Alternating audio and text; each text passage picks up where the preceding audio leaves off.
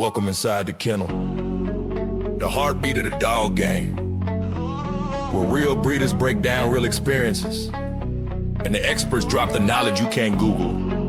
We talking structure, bloodlines, nutrition, training, wins, losses, and everything that makes champions in and out of the ring. This is for the ones who live it, breathe it, and build it, one lit at a time. Your host, Kevin, Ben, and Roderick, lock in.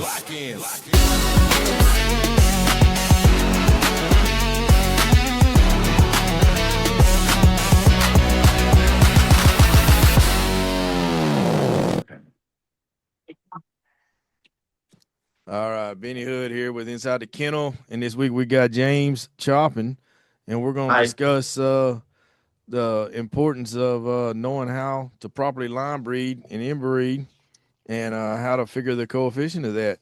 So, how you doing, James? I'm good. How you doing? I'm doing pretty good. It's been a minute, but I'm always glad to chat with you. I'm always glad to chat. I'm always glad to chat with anybody, especially you.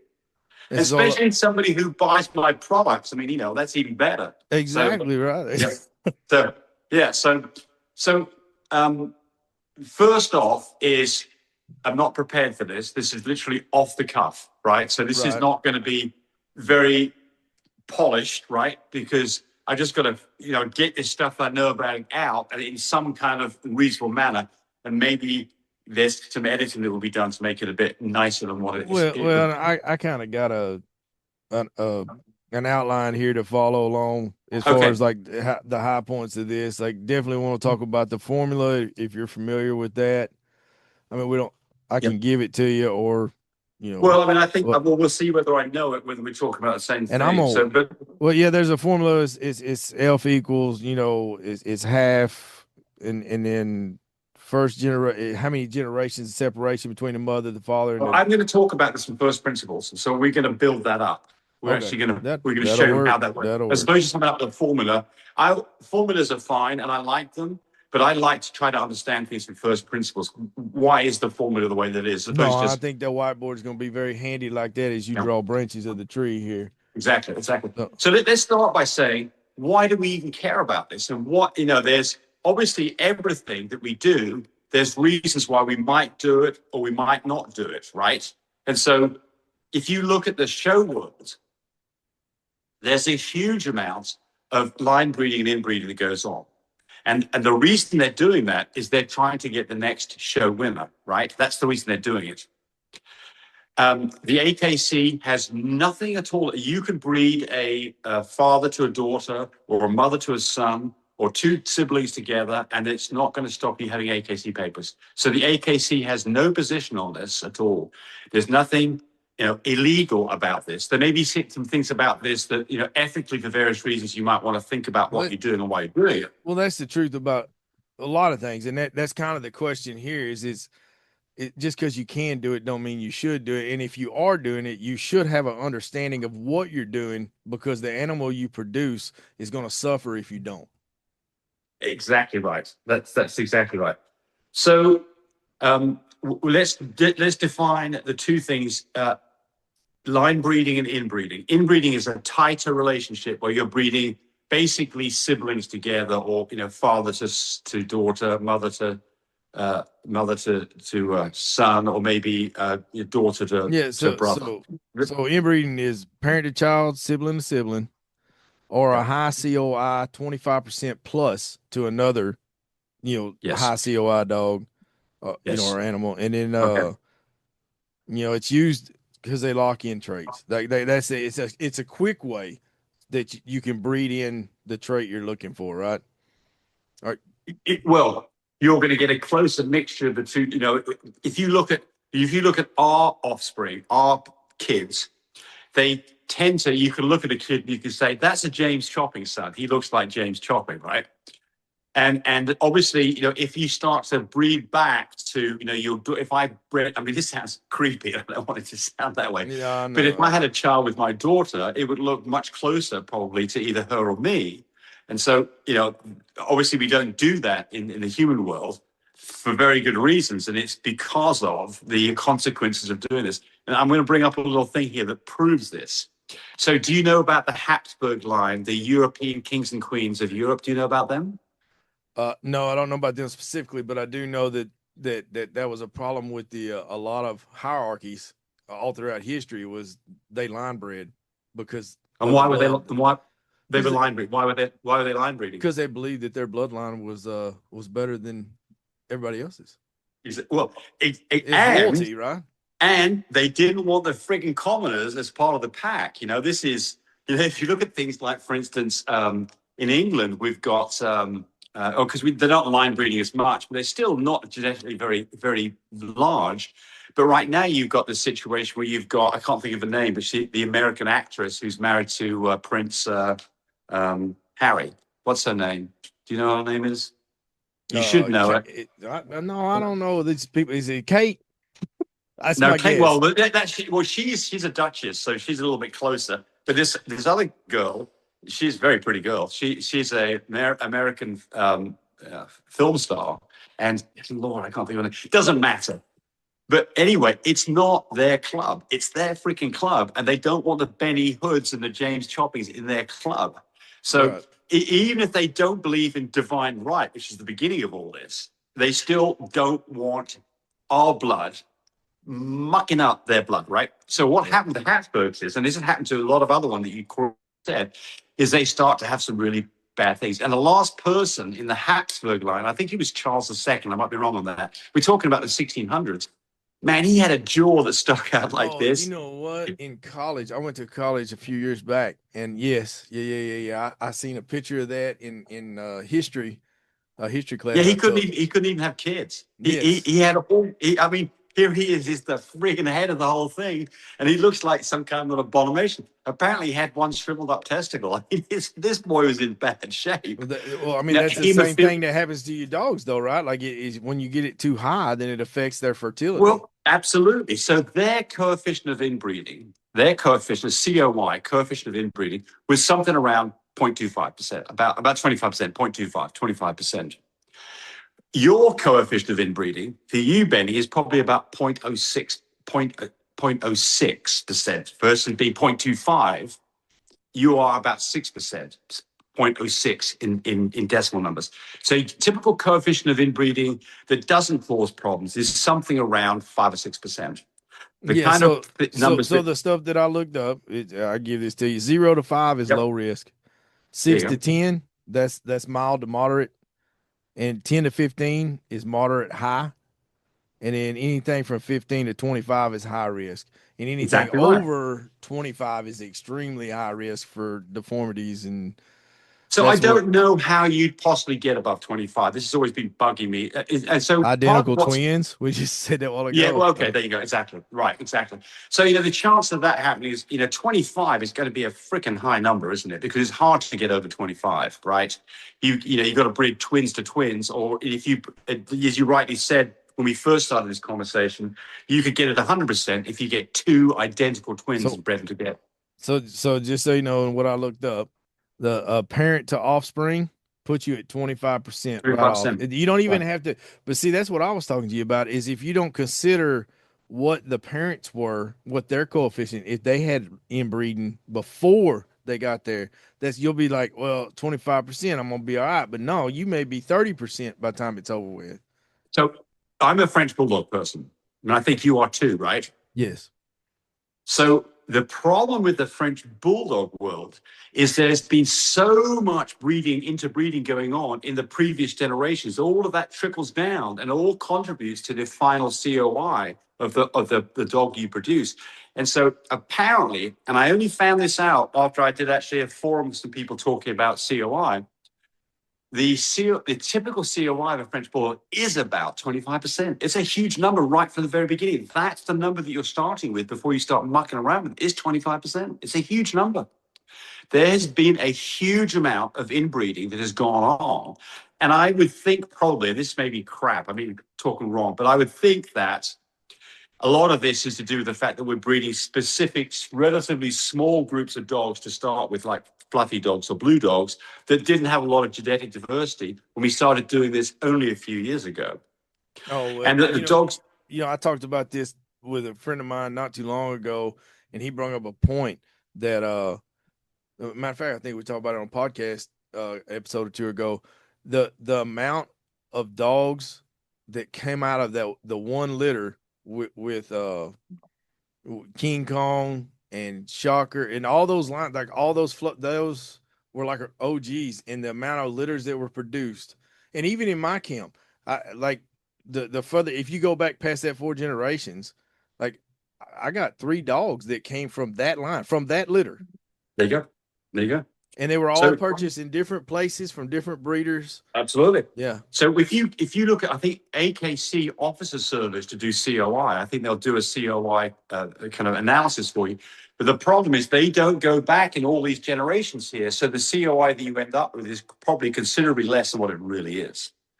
So I think so the first thing is that, you know, that in the French Bulldog world, the COI is around 25%. I think in things like Labradors and things like that, it's probably more like 10%.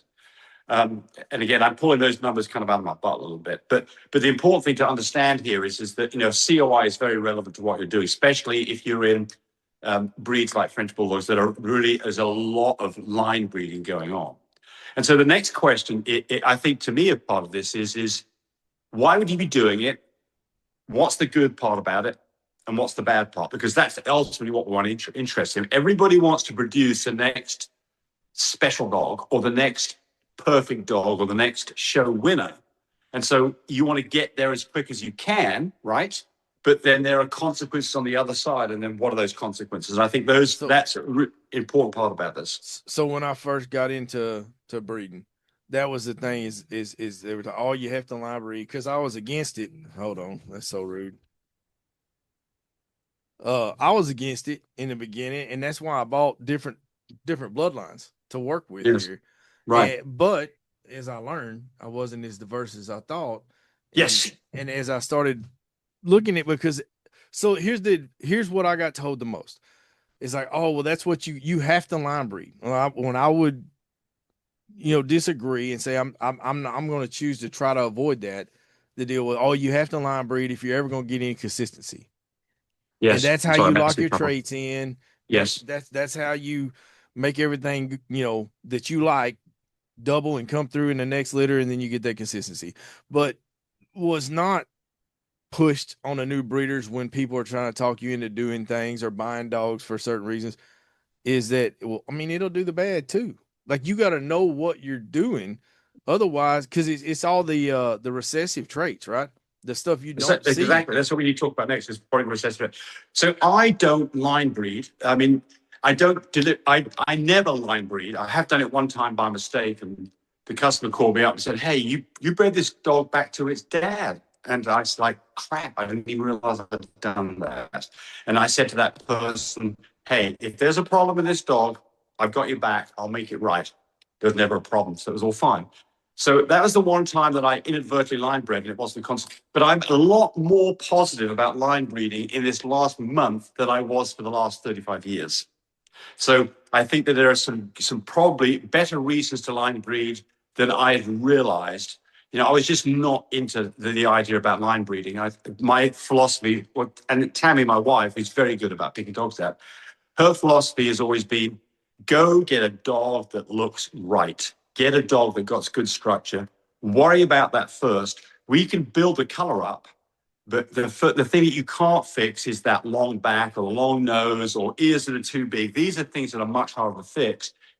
Don't use a dog as a stud unless that dog looks really nice. And don't use a female unless that female looks like it should look.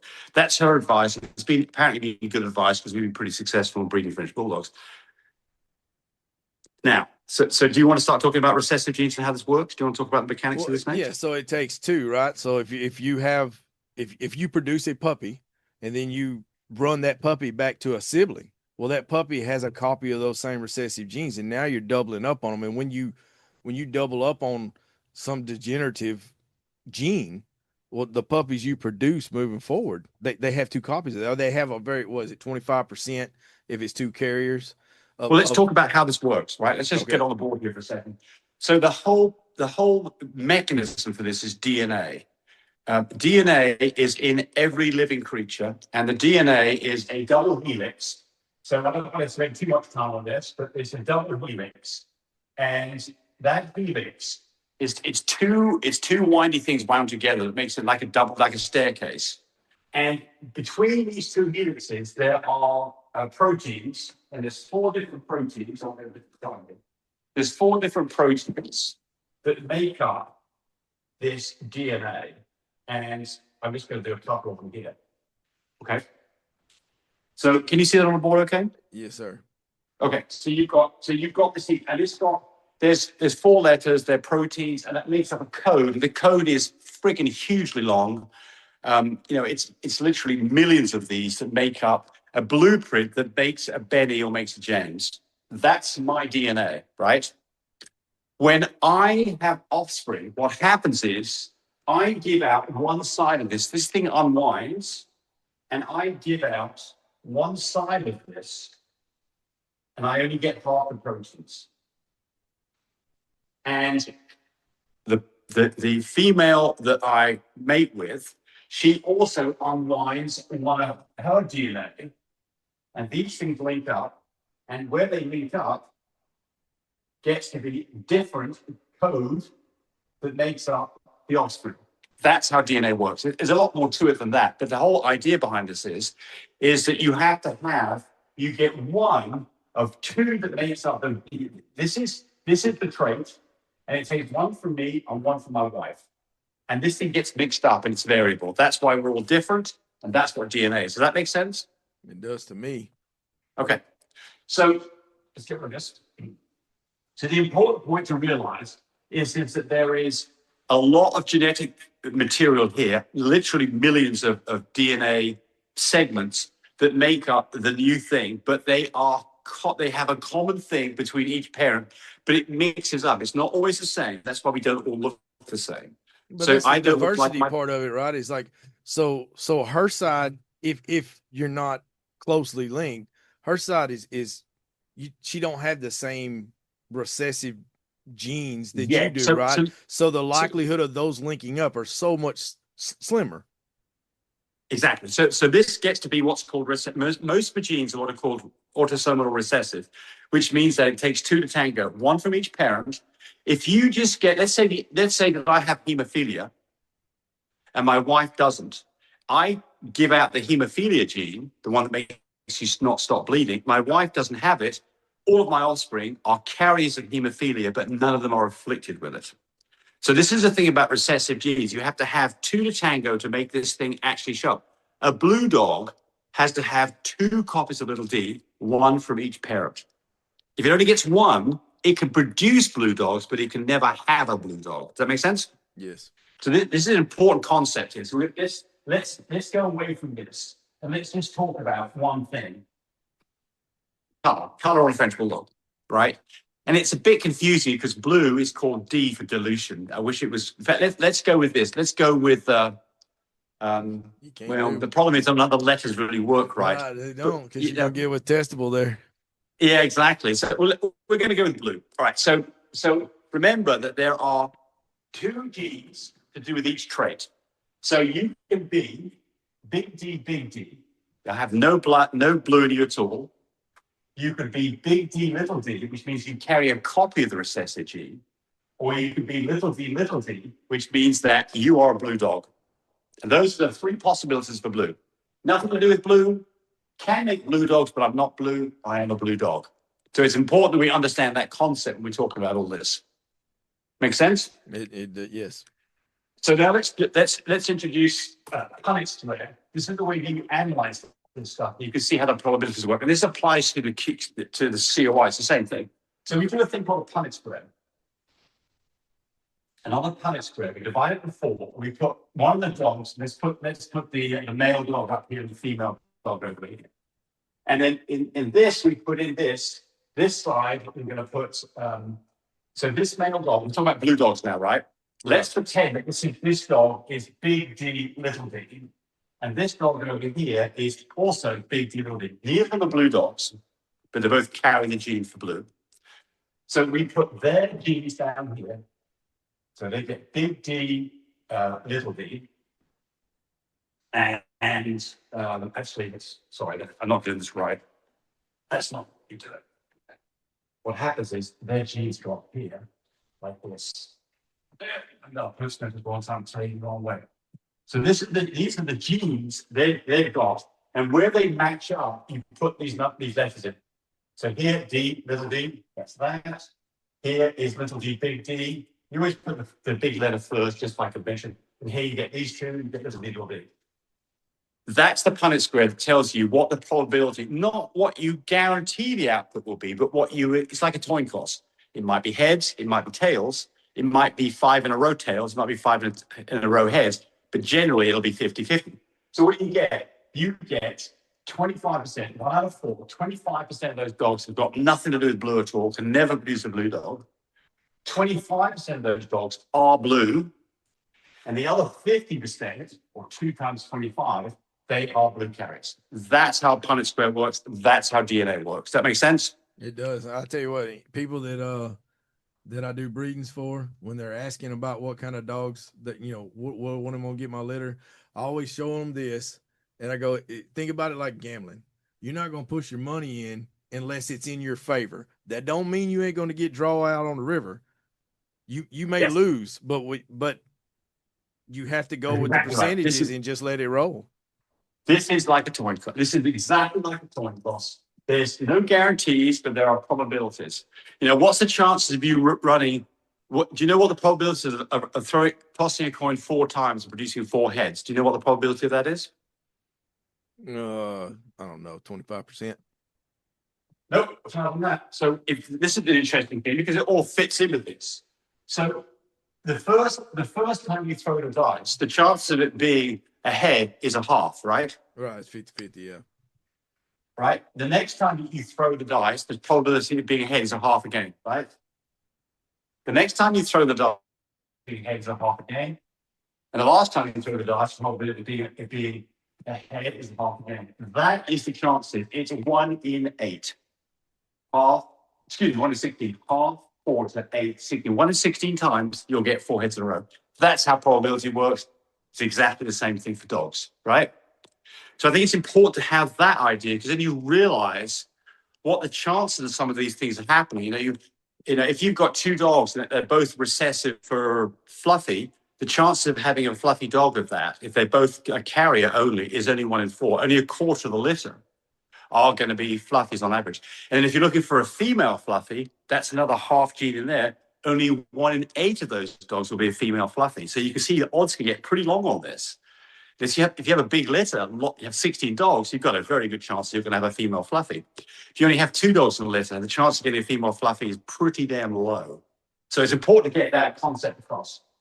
Okay, so now let's talk about specifically what's relevant here, which is to do with genes that really cause problems. So there's a number of ways that genes can cause problems. One is that you can get mutations in a gene that are caused by things like what are called encryption errors, where when the DNA is replicated, it replicates slightly wrong, and it's not perfect. It's zipping together millions of these things to make a new creature, and every now and then the replication machinery messes up.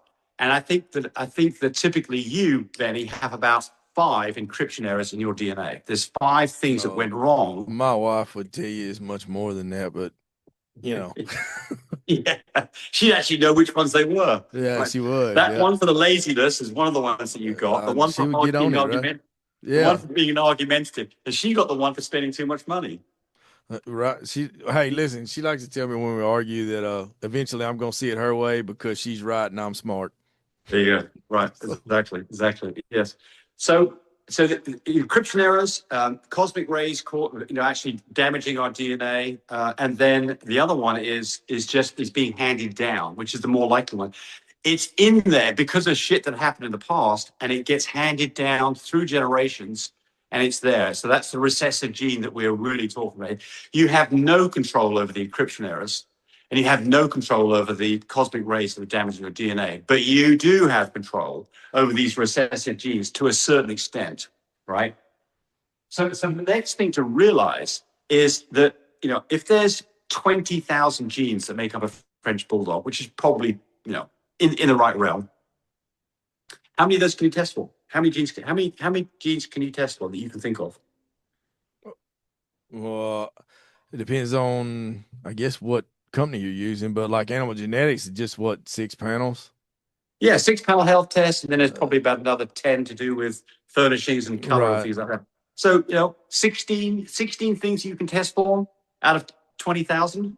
It's like, I mean, those might be very relevant, don't get me wrong here, but the whole point here is people say, well, my dog was health tested, so it's going to be fine. That doesn't tell you crap about these problems, these recessive genes that are going to cause bad things like hemophilia or, things that you just can't test for would just show Well, up. none of those panels are cancer.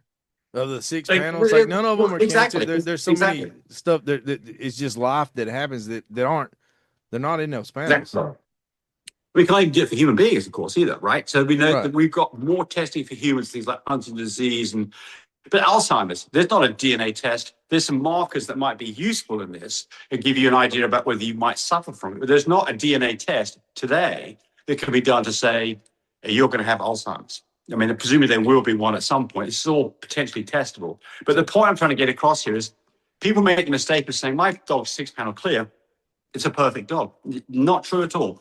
You just test for some specific things that are being deemed to be problematic, and which, by the way, I think most of it's probably, a lot of it's baloney, like things like DM in French bulldogs. Well, that's the thing is, I guess I've said that before. I guess they just can't have an odd number panel because DM has no purpose in the Frenchie panel at all, anyways. Well, and I think, honestly, I think they should say that. I think when they put DM in there, they should say, by the way, DM doesn't ever afflict Frenchies, although they can have 2 copies and can pass DM on to all their offspring. It will never affect the dog. So that's an example of one. So I'm not saying that health panels don't have their place, but look, what I'm trying to say here, though, is don't, just because your dog's 6 panel clear does not mean that your dog is going to be healthy and have great puppies because I bred it to another 6 panel dog. It doesn't. That's only a very, very small part about it. So now let's talk about the things that really are going to be a problem. So let's make a family tree, all right? So we're going to make a family tree that comes from grandparents to parents to a dog, right? So we've got here, I'm going to call this grandparent 1 and grandparent 2. Actually, I'm not going to do it. Yeah, I'll make it with the red is the female and the blue is the male. So this is grandparent, and this is so that's a boy grandparent. Here's the female grandparent. Make sense? Yes.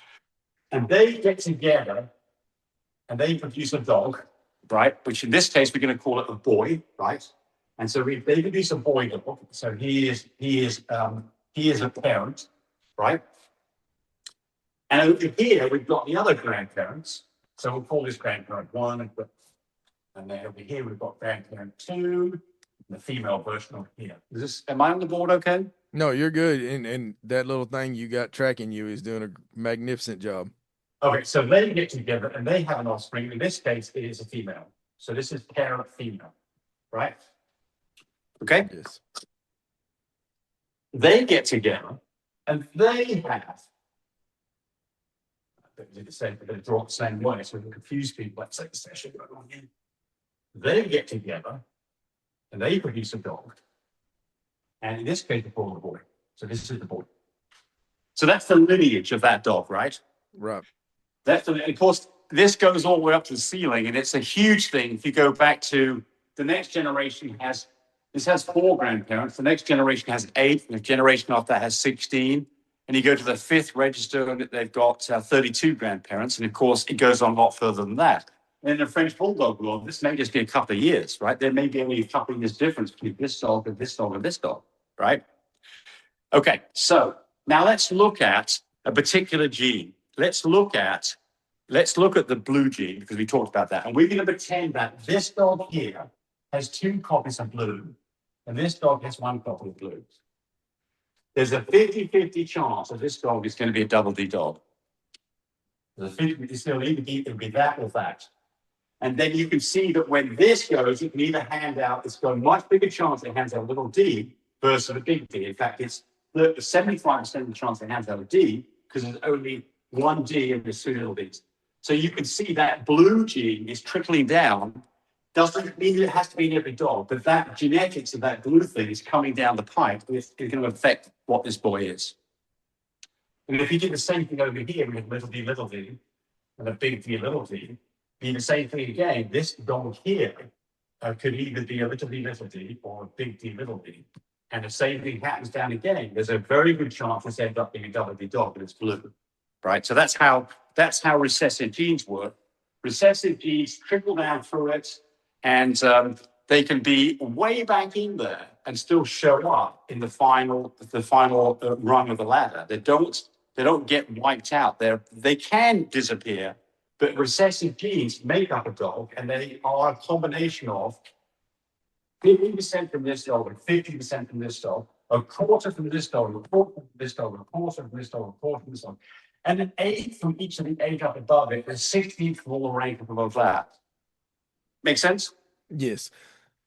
So this is what I was saying too when we started this on the coefficient, right? So like if you start with the B, the boy that was produced, and say he was conservatively, I know you said that they're all 25%, but that let's just say he was 12.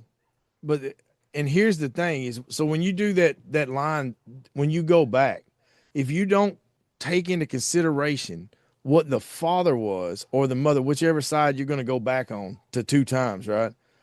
That's where it gets real. Like that's bad. That's where you're going to make a mistake. Like if you didn't line breed, you bought these dogs, you didn't line breed, but then when you went back, you didn't realize that dog came from line breeding. When you go back a generation or 2, that 12%, it's not consistent. Now you have to factor in the parents. Yes. So and what they started with as a coefficient. Yeah. So let's. Yes, that's exactly right. So we haven't even got into coefficient yet. Let's just talk about a bad gene. This dog has 1 copy of a bad gene.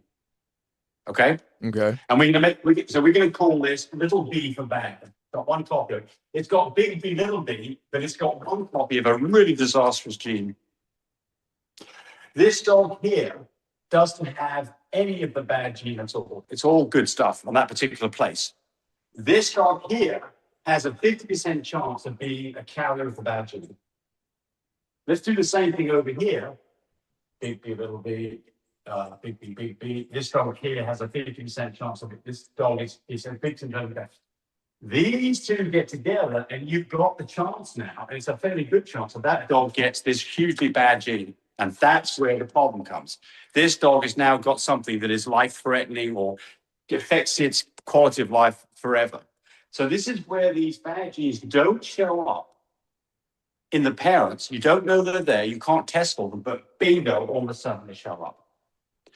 And so the problem gets to be is if you that's what you don't want, and you got it from parents because their grandparents had it, and it could have been up further on up. This is why these problems can precipitate later on in life. And that goes to what you were talking about, that you're not testing for these bad genes. You're talking, it's not available, so you have no idea if you were to go back from the female to her father, where they were both carriers. Now you're producing dogs that line breeding that are 100% going to have that bad gene.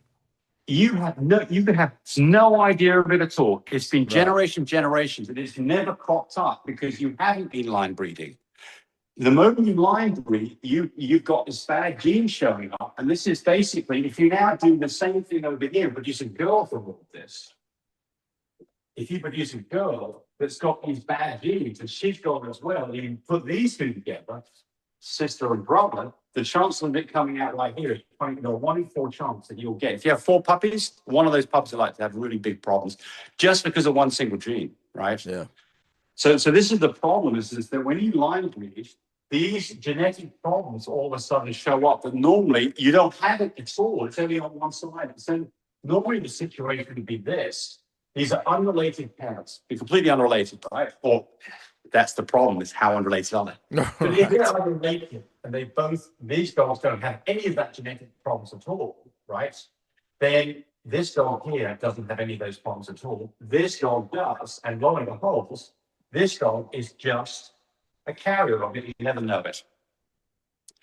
But And I would venture to say that another big problem with this is even if you have the best intentions, a lot of these bad genes you're talking about take time to manifest.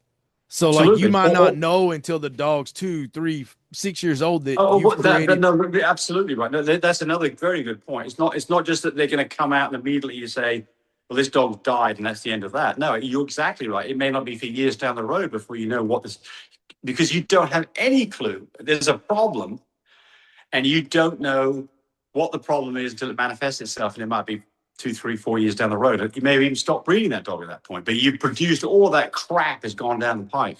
Yeah. So I want to get back to this thing here. We produce another dog from this pair, right? They do another pairing, we'll call it over here, and they produce a girl, right? And that girl has got big B, little b, and you put those together and you breed them together, and here you go, 1/4 of the dogs, 75% of the dogs are that, and 25%, 1/4 are in trouble. They're in trouble. So this is why this line breeding tends to amplify problems that you don't ever see, because it's only on one of the genetics traits. It's only on one of the genetic lines coming down, because you haven't, like, the moment that you line breed, especially inbreed, then you've got this very good chance that bad gene you can't test for is present in both of the parents that produce this puppy that's in trouble. So would I be too far out on a limb, or would you venture to guess that, you see some of these studs, they have short lifespans? Like they come on the scene and they're gone pretty quick. I'm not talking about gone like retired. I'm talking about gone. Yeah, dead. Right. So like this breeding, or if you're doing that and not knowing and it's manifesting itself later, I suspect that contributes a lot to that. Like, well, I know a Frenchie has a short lifespan by 8 to 10 years anyways, but when you're living 2 to 4, that seems genetically altered. Well, so the problem with all of this, of course, is that you can make statements, but you can't back them up to know exactly what's going on, because you cannot test. Well, I'm raising a question. I guess I have. Well, it's a question that nobody can answer. This is the problem. I can tell you this, is that, it's like, if you go rock climbing, what's the chances that you'll fall and hurt yourself? If you do enough of it, it's fairly significant. If you never rock climb, you'll never fall and hurt yourself rock climbing. Yeah, that's not a worry for me. Yeah. So the point here is that there is a genetic aspect to everything that makes you. There's also environmental aspects. There's bad luck. There's other things that's going on. But genetics obviously plays a huge part. And how do we know that? Because look at families, look at their offspring, and you can see similarities in lots of things between siblings and their parents. And that presumably, for the most part, some of it's environmental in the way they've been brought up. Maybe things like character and loyalty and those kind of things. But their general looks and potentially their health has a huge amount of impact on what the genetics are of their parents. I've got parents who live to be 93 years old. Tammy's got parents who live to be 100 years old. I think that I've got probably, the chances are that our offspring are probably going to luck out from that, right? So, I think that this has a big impact. And then there's other reasons why they might not live long. They smoke, they drink too much, they drive fast cars, they do drugs. There's all kinds of other environmental things that can affect this. And so unraveling that to know exactly why they made it to 100 or they died at 46 is not necessarily easy to decide. But you get my point here, right? Yeah, I get you can. So then, all right. So let's specifically talk about. We'll talk about COI for a moment, because that's what this whole thing is supposed to be about. Yes. So let's talk about how COI works. Coefficient of inbreeding. So the question gets to be is, what is it if you have 2 dogs? I'm going to do this. A boy dog. Board's wet. Unfortunately, I don't have another napkin in here, do I? No, I don't. I'm in my garage. Okay. If they're brother and daughter, then their genetics are very, very similar. So the chances are, if there's a bad gene that one of them got, the other one got it as well. So there's this bad gene situation, right? So if there's a bad gene that this dog has got, it's only got one copy of it. This dog's got that bad gene because they've got the same parents. That bad gene came down through the lineage. What's the chances they get these two together to produce a dog with problems? 25%. And there's your COI. The COI of those dogs is 25%. It's hard to get much above 25% unless you're putting twins or identical twins together. But that means that typically in these situations, and remember, it's not as simple as that calculation because you've got to figure out all the other dogs in there all contribute towards this ultimate COI. So what's the risk? In most cases, when you breed French bulldogs, if you bred two French bulldogs together, a brother and a sister, 1 in a quarter are likely to have big problems. It's not huge, right? It's not. That's why people are prepared to take the risk on it to produce that special dog for the show ring. That's why all these show ring people are doing this all the damn time, right? For me, I mean, I've produced a lot of puppies.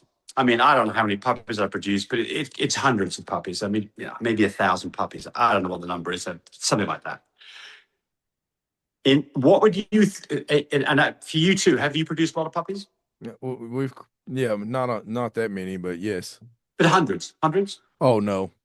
Okay. No. We've only been breeding a few years. Okay. Well, I've been doing it for 35 years, so that's why the number's big. It's not because I'm pumping dogs out. I mean, I typically have. That was not my intention. Or I get some. People will say things like, "Oh, he's only in it for the money." Well, hell, I'm definitely in it for the money. I'm not doing this just for shits and giggles. But at the same time, I don't want to have problems that I then have dogs that don't have a good quality of life and cause problems for my customers. In those thousands of dogs, the number of dogs that had severe problems are one hand. I mean, I've done some stupid stuff like breeding pied dogs to extreme pied dogs, not realizing that can produce deaf dogs. I've done some things that have shot me in the foot, and I stopped doing those things because they were known bad things to do that I didn't at the time know they were bad. But doesn't mean that I haven't had some puppies die, and I have, but it's pretty rare for me. And those dogs typically, I just don't get phone calls back from people who say, this dog's got a terrible problem and it's 2 years old. I mean, maybe some of those people don't call you up anyway because they figure that it's kind of a lost cause. But my point here I'm making is I don't line breed, I don't inbreed. Other than what's in the genetics, I don't know too much about. And I just don't have problems with this. But there again, I'm not on the cutting edge of this. I'm not the person out in front trying to produce this new thing. I'm not that person. If I was that person, I would be line breeding and inbreeding dogs to get all the traits I wanted to produce this special thing that I want. And I'd be prepared to have some problems. And that would not be an issue. And I think that in a nutshell is you take a risk if you line breed and inbreed, and it's probably more there than you realize because of all this line breeding and inbreeding that's been going on before you, that you see common ancestors across this, the great-grandparents will see the same name coming up a number of times. And so guess what? That's line breeding, right? So it is. And with the coefficient, like it's to the power, right? Like each generation is a, like how it's calculated, I believe. Half of the previous one. Yeah. So like the further you get away, so I don't know how many generations would you say, if you get 4 or 5 generations back, okay, you're safe to figure your COI from this many generations, and you should minimize if you get it. Yeah, absolutely. So let's look at that for a second here. So I guess to clean up that question, my question is, how many generations do you need to know about to safely line breed and your number to be somewhat accurate? 5 is fine. 5. If you don't see the same dogs coming up in a 5 generation pedigree, I think you're fine. We can work this out because if this is the parents, this is the grandparents, this is the great grandparents, right? This is the actual dog itself, right? Parents, grandparents, great grandparents, great grandparents, right? That's 1, 2, 3, 4. It's not really as great grandparents, right?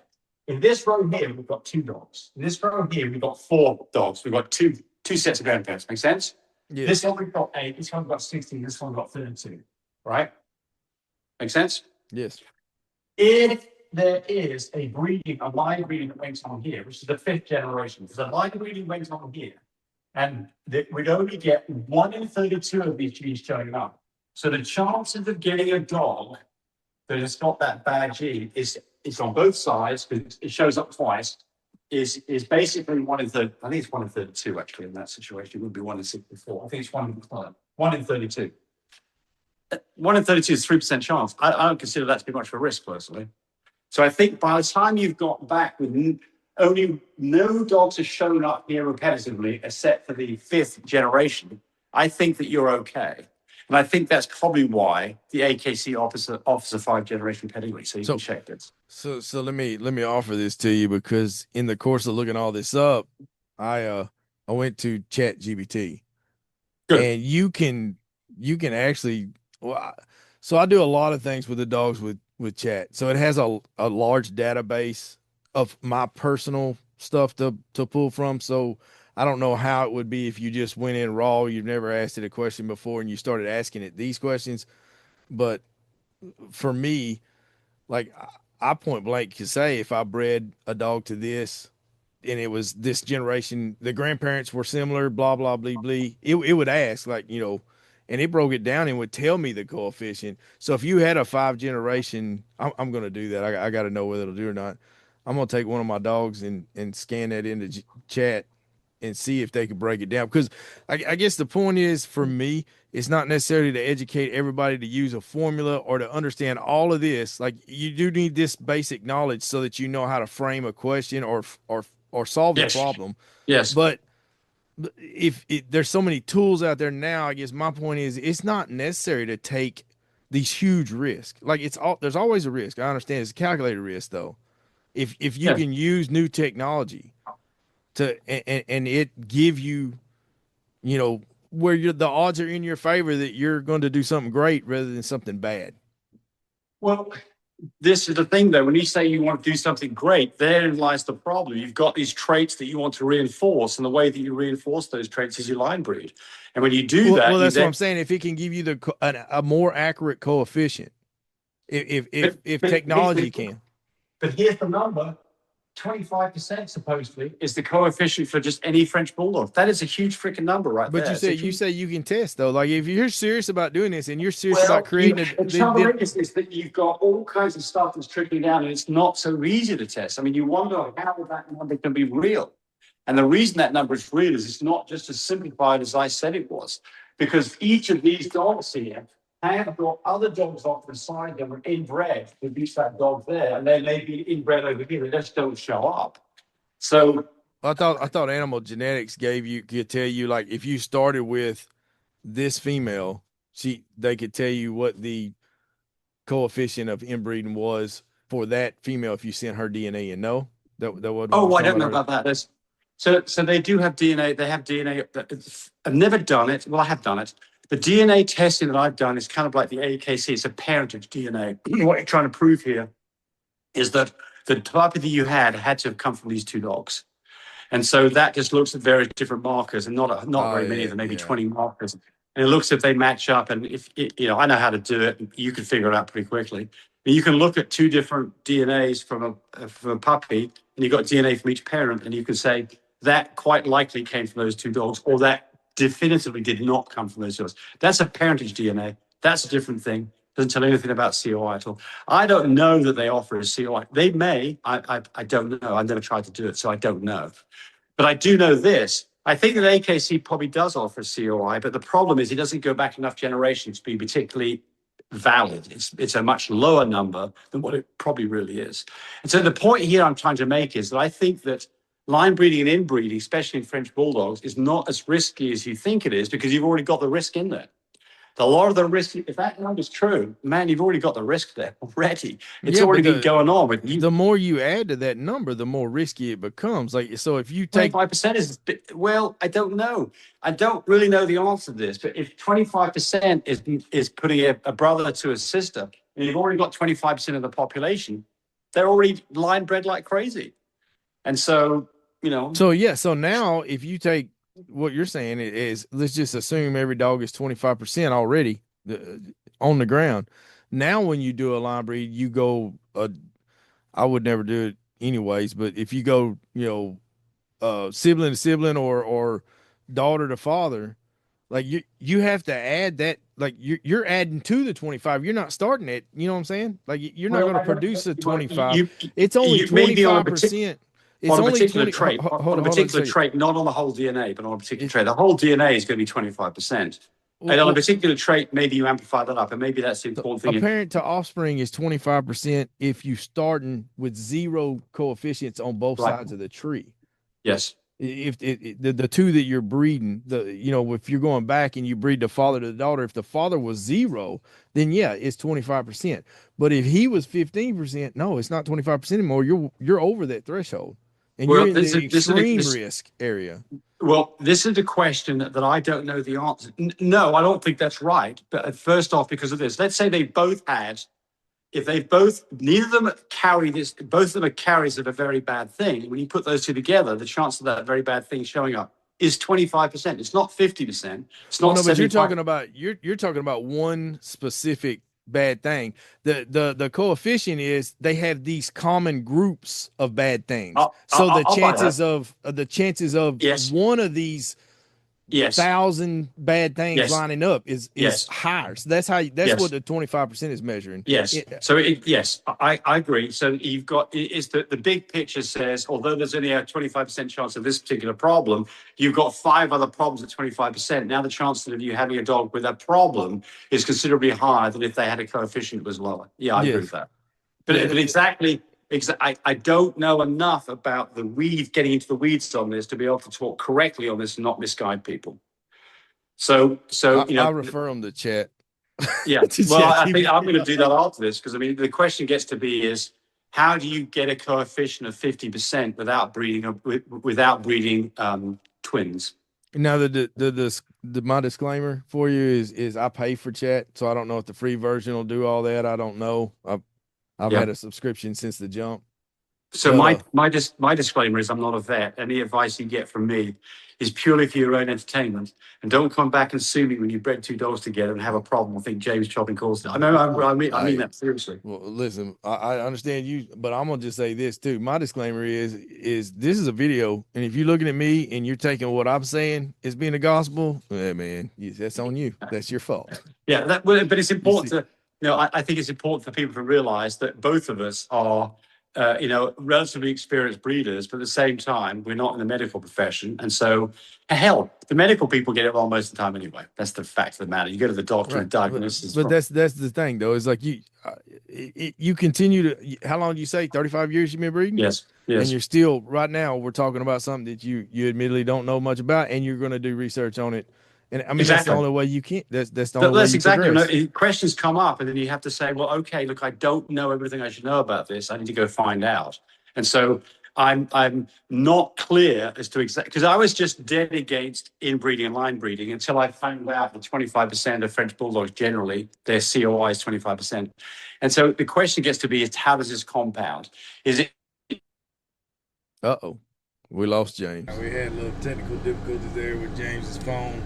But we were closing in on an hour anyway, so we're going to go ahead and call that a part 1, and we'll get back with James and do a part 2, a little bit more in depth with about the COI and how you can calculate it and how you would benefit from instituting that practice into your breeding program.